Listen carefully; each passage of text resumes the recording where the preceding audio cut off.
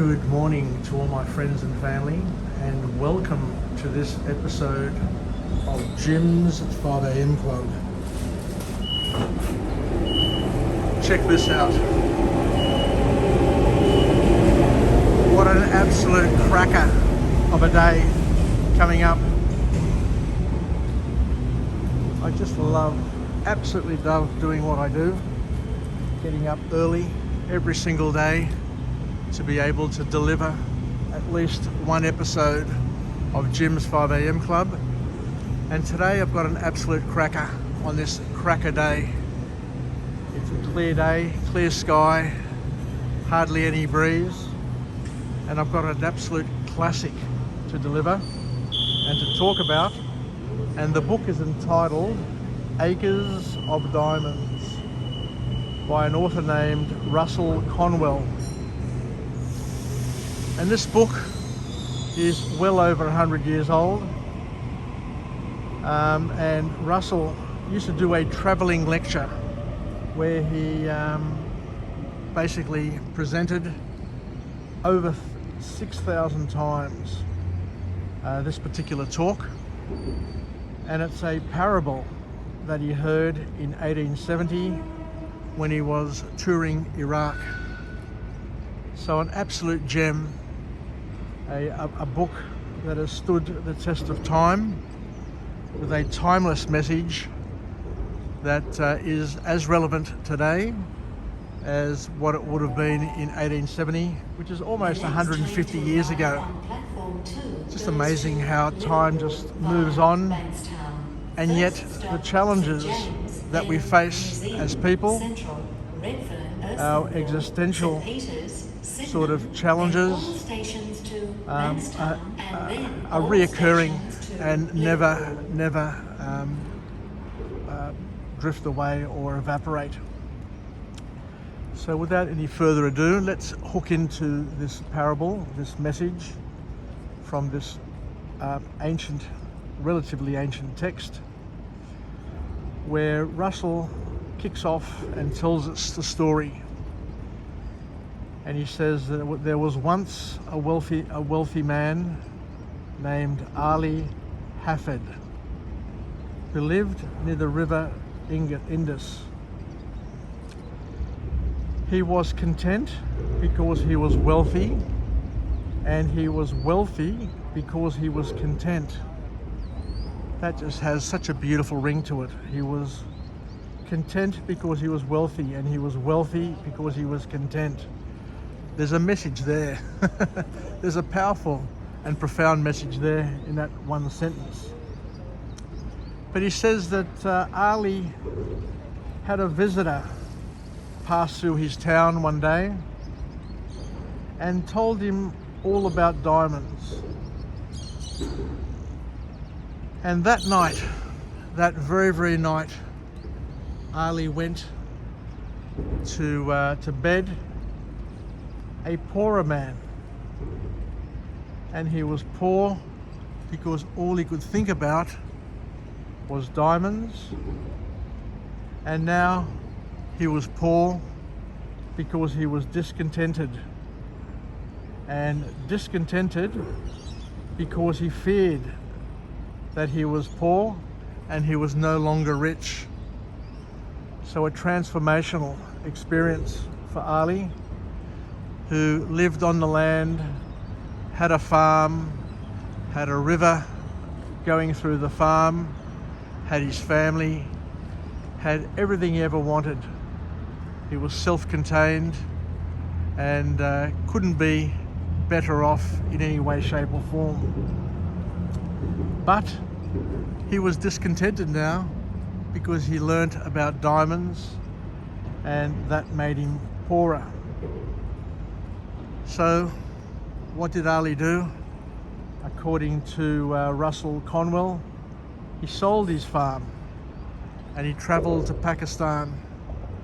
And from Pakistan, he travelled to Europe in a constant search for diamonds, in a constant search for a promise that would one day make him healthy, happy, wealthy, and satisfied again. But that search, that ongoing search, didn't amount to anything. And one day, totally depressed, totally dejected, he threw himself into the ocean.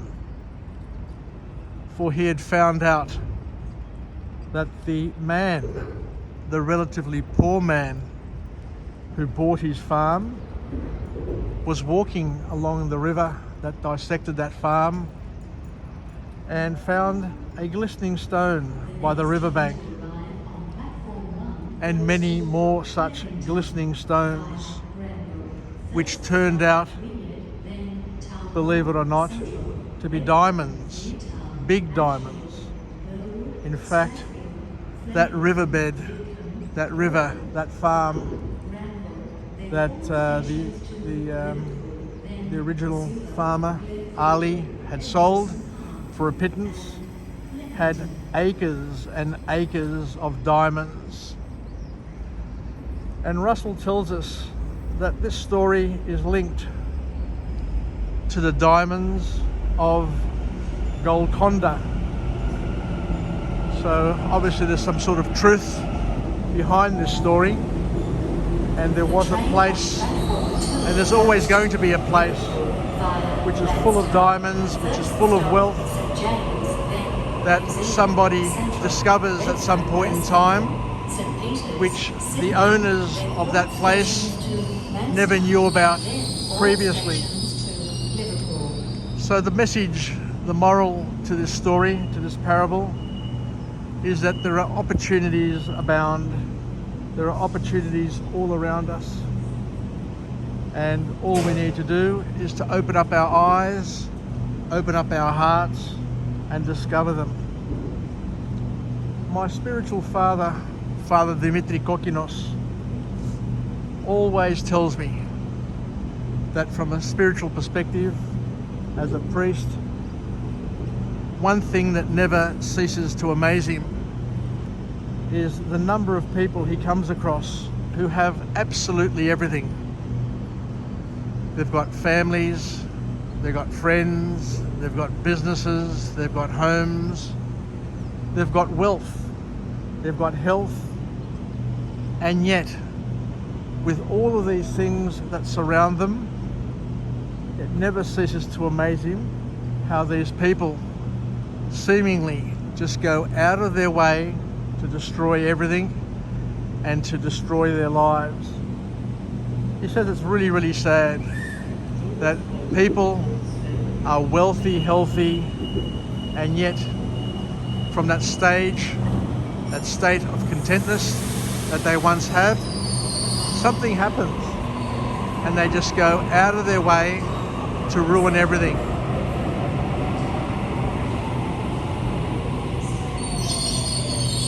So the author goes on to say that in life, we just need to learn what people want, what you want, and give it to them. The grass is not greener on the other side of the fence, even though it may appear so. He said the most important thing, and the message from this book, the most important thing is to simply not compare yourself or your children to others, and to live your life and to get through your life without finding or discovering discontent. If you're happy, hold on to it. Grab it with both hands, with both arms, with all 10 fingers, and cling it as closely to you as possible and protect it. I remember once reading a book by Paul Coelho called The Alchemist, which has a similar sort of story about a shepherd boy who wakes up in a dilapidated, destroyed building in a field where he's with his sheep, and he goes on this journey, this massive journey to find wealth, become wealthy, happy, healthy, and content. And that journey brings him back to that building, to that yard where he was, where he discovers his treasure. But it's taken him his whole lifetime to discover that that treasure was right there in front of him, underneath him. So there's a powerful message for each and every one of us. The author also talks about the fact how this story is tied back to a biblical story, the one of the prodigal son, where, you know, we go off in search, we leave our families, we leave our parents, we leave everything that we have and know in search of wealth, in search of fame, in search of fortune, only to destroy ourselves along the way, because those things that appeared to be glistening, those things that appeared to be within our reach, are well outside of our reach, and that sometimes we just need to man up and ask for forgiveness and to come back home, unlike Ali, who threw himself into the ocean and took his life in total discontent, in total disappointment, because he was searching in the wrong place for the things that he already had beneath his nose. Anyway, thank you very much for joining me on this magnificent Wednesday, this Hump Day Wednesday. For this episode of Jim's 5am Club, I'll just pop on the train and head off to work. And once again, just think about this wonderful lesson that we learnt today. That's why I really enjoy getting up early every day. All it is a half hour earlier, so I can get here, hop off the train, deliver a 5am club, check out Circular Quay, the Harbour Bridge, the Opera House, and just consider myself so very, very lucky to be living in this city, to be working, to be healthy, to have a family, and to basically have gratitude for everything that I have, because at the end of the day, this is my wealth. And like everybody, we all have an abundance of wealth, and we need to live with an abundance mentality. So thank you very much for joining me. I look forward to coming to you again from a different location with a different message of empowerment, where we go through OPE, other people's experiences, where we learn timeless lessons. And this lesson here is a parable from 1870, almost 150 years ago. But as we've just discovered, that those messages are timeless, and they are as relevant today as what they would have been back in 1870 and even 2 or 3 or 10,000 years ago. Because human nature is human nature. You know, you can take the human out of a time period, out of a place and time, but we are all the same. We all have the same challenges, we all have the same worries, and we all need to learn that we've got more than enough to live a comfortable, beautiful and happy life, but we just need to embrace it. We just need to hold on to it. We just need to recognize and acknowledge it, rather than to be discontented and to be looking in all the wrong places for the things that we already have. Take care, and wishing you a happy hump day, and we'll chat again. Bye for now.